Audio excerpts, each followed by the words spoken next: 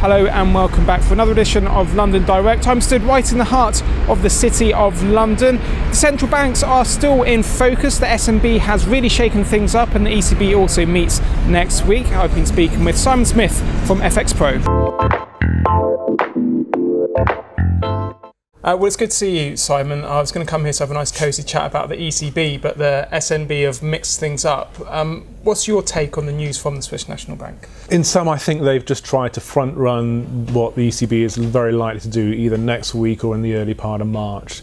They've looked at the wider picture and they've seen the firmer dollar. That, in trade-weighted terms, has taken the pressure off the Swiss franc. At least from the dollar side, we're seeing just about 1.5% weaker versus the levels on a trade-weighted basis that were prevailing a month ago. So they took a gamble, thought, well, we should front-run the ECB, but also I think they looked and actually further euro depreciation, trying to fight that in the current context would probably cause more harm than good for the Swiss economy. They already had in sort of 2012 expanding money supply. That caused problems in certain areas, had to put restrictions on property lending, etc. to temper that. So I think they just thought, is it a battle we're likely to win?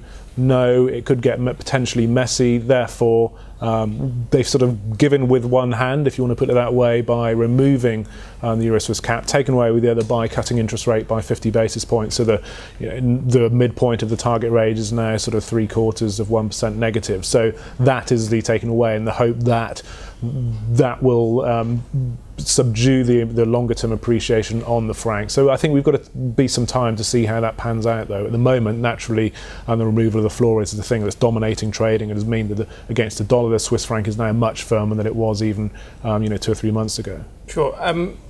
What is going to be key for traders trying to figure out how low this Swiss franc euro rate can go, because it's been so volatile and it's taken everyone by surprise? Is it going to be looking at those technical levels, or is it just impossible to tell? I laugh because when you look at technical levels, a lot of it drives off other key turning points. But if you look at a chart from Euro-Swiss from 99 to now, the previous low was just above that parity rate. We've bombed through it. So basically, if you're trading technicals, you're flying blind or making it up, whichever way. You might get some sort of Fibonacci retracement off some previous thing, but good luck to you. So at the moment, that's the way the markets is. We've traded for such a long time with that, since September 2011, with a pretty much a sell, the floor on this. So technicals, I laugh because actually they are just out the window, which gives you very little to trade on.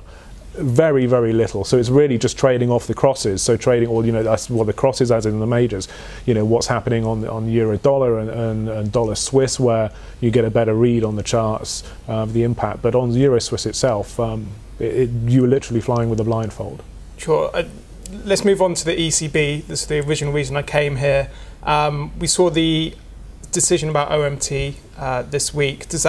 It's the same but different to QE. Does that clear the way for QE for Mario Draghi? I think at the margins it helps. So that interim European Court of Justice ruling, which said it wasn't illegal, let's say, for want of a better word. So that in itself, at the margin, sort of removes one of the barriers and weakens the case for those who are opposed to it on the governing council, of which there are sort of around a half a dozen. The thinking is at the moment naturally more centred in Germany. In itself, the OMT itself was the greatest central bank policy that was never actually implemented. He sort of framed it in the terms of he'll do whatever it takes, announced this programme, hasn't spent a penny or a euro cent on it, but its effect has been, it depends how you slice it, very huge. You've seen, Italian yields, for example, move from over 7% to, below 3%, and then, with a 2% handle. So that is a huge move we've seen in its peripheral markets, and the ECB has only used words and set up a program but never actually implemented it. So, as a central bank policy, it was one of the best ever done. But I suggested to one of my guests last week that the euro should gain on this action by the ECB, because Mario Draghi getting out his big monetary policy bazooka, he's doing something to try and combat problems in the eurozone. But it seems there's so much bearish pressure on the euro, and everyone I speak to is expecting the euro to continue to sell off for going into this meeting and afterwards. With FX, it's always harder than for other markets to know what exactly is in the price. So, with interest rate markets, you've got futures and options. You can split it. You can work out various premiums, think, okay, what is in the price? With FX, it is harder, and to a degree, you're correct that the market has been anticipating this for a while.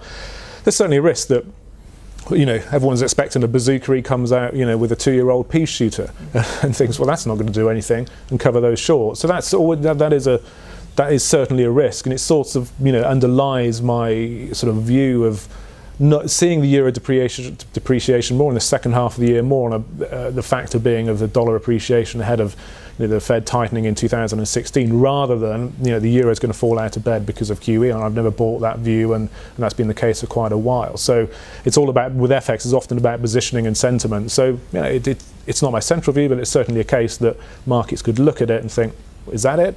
And think through the effectiveness and think, well, that's not going to do much. And short term, you get those short positions covered. So naturally, there could be some volatility, but net, I think it is still going to be negative for the euro, but not massively so. Well, thanks to Simon for his analysis. Stay tuned to Dukes Copy TV for more interviews. But for now, goodbye.